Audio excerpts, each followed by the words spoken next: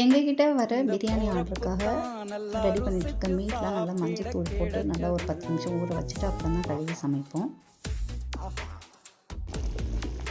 அத நினைச்சுத்தான் மனோ உலகம் முழுவதும் பருக்குது. அட சுட சுட அட சுட சுட அந்த மதுர மல்லிப்பூ இட்லியே மீன் குழம்புல வெளியில போனாலும் அவுட் சைட் ஃபுட்டு அதையும் கொஞ்சம் எக்ஸ்ப்ளோர் பண்ணுறது. ஊறுது உள்ளுக்குள்ள இந்த போறப்பு தான் இந்த போறப்பு அண்ணாச்சி கடை லெமன் ரைஸு சாப்பிட கிடைச்சது. இந்த போறப்பு தான் நல்லா ருசிச்சு சாப்பிட கிடைச்சது.